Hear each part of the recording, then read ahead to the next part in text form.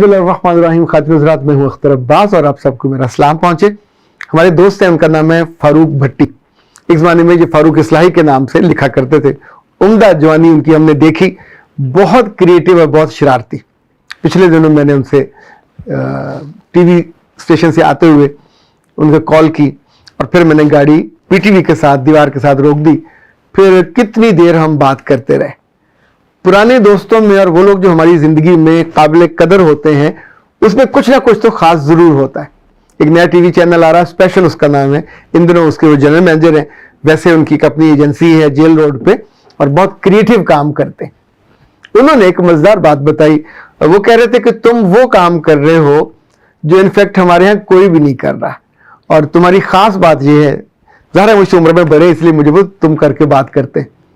मैंने ज़िंदगी में किसी को तू और तुम करके नहीं बुलाया, अपने साथ काम करने वालों को भी नहीं, अपने बच्चों को भी नहीं, क्योंकि मैंने अपनी वालिद और वालदा को ऐसा करते नहीं देखा। सो अपना अपना एक पैटर्न होता है। दोस्तों में कोई एक आध दोस्त ज़रूर ऐसा होता है जो आपसे उम्र में थोड़ा बड़ा हो और ये लिबर्टी ले सकता है।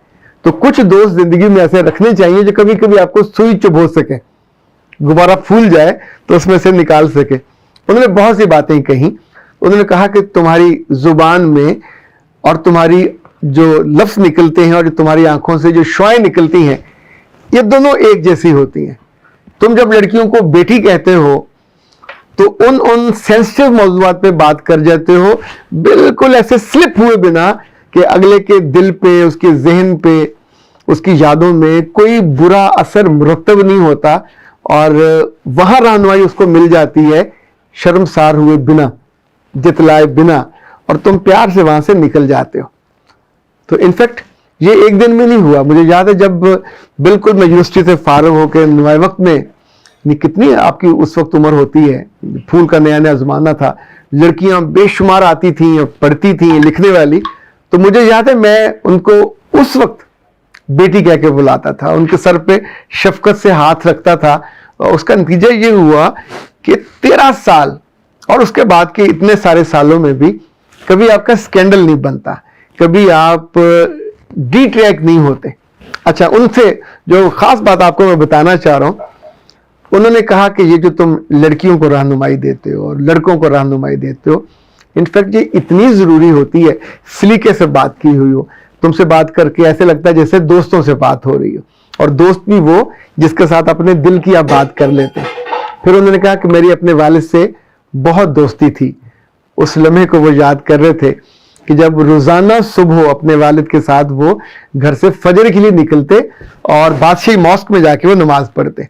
फिर कहते थे कि दरमियान में बेंच होता था, वहाँ वो दोनों नमाज के बाद बैठ जाते आधा घंटा, तो वालिद साहब उससे और फरूक यार करके बात करते थे, और वो जो बातें होने वाली होती, जब आपने बतानी होती टारगेटेड, तो वो जो विजडम और जो दानाई बाप की है वो ट्रांसलेट होती, ट्रांसफॉर्म होती।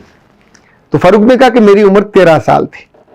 तो एक रोज मैं बहुत चुप था, जब हम मस्जिद में बैठे, नमाज हो गई, और अब्बा ने मुझे देखते कहा, यार फारूक आज तेरा चेहरा उड़िया है, की गल हुई है? तो उसने कहा कोई नहीं। उन्हें फिर पूछा कि की गल है, तू परेशान क्यों है? तो उसने कहा चूंकि बाप से ताल्लुक दोस्ताना था कि मैंने अपने वालिद को देखा और कहा कि अब्बा मुझे समझ नहीं आ रही क्या हुआ मेरे साथ, रात में सोया हूं तो सुबह मेरे कपड़े गीले हुए थे, और अब मैंने कोई गलती भी नहीं की, मैंने कोई गुनाह भी नहीं किया, पर पता नहीं ये क्या हुआ। अब वो दोनों बादशाही मॉस्क में बैठे हुए हैं। तो बाप ने आगे बढ़ के कहा मुझे अपना पजामा दिखाओ। तो दिखाया तो वो वहां से अकड़ा हुआ था। तो बाप ने खड़े होकर अपने बेटे को गले लगाया, उसके माथे पे चूमा, उसके गालों पे चूमा, और कहा मेरे बच्चे, मैं खुशबख्त हूं, मेरे रब ने मुझे कितनी बड़ी नेमत ये दी कि मेरा बेटा जवान हो गया, मेरा बेटा मर्द बन गया। फिर उन्होंने कहा ठहरो जरा। बाप ने वहीं मस्जिद में 2 नफल शुक्राने के पढ़े। पढ़ने के बाद फिर वो साथ बिठाया और कहा मेरे बच्चे, ये तो बहुत ही शानदार काम हो गया, तुम तो बड़े हो गए हो, तुम बाप की बाँ बन गए हो।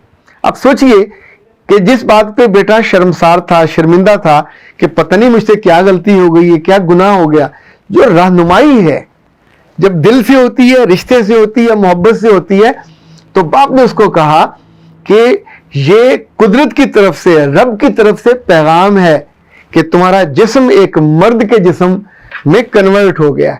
अब तुम कुछ अरसे के बाद एक खानदान का बोझ उठा सकते हो। अब कुछ अरसे के बाद तुम पे ये जिम्मेदारी डाली जा सकती है कि तुम्हारी जिंदगी में कोई औरत आए और तुम खानदान को और बच्चे आगे चल सकते हो। तो फिर बाप ने मुस्कुराते हुए कहा, काका तू जल्दी बड़ा हो गया है, लगता है तेरी शादी भी जल्दी करनी पड़ी। अब सोचिए, उनके वालिद साहब दुनिया में इस वक्त नहीं है, पर बेटे को, जब वो खुद बेटे और बेटियों का बाप है, उसे वो सॉफ्ट मोमेंट याद है कि कैसे बाप ने इतनी मोहब्बत से और इतनी समझदारी से उसको रहनुमाई दी।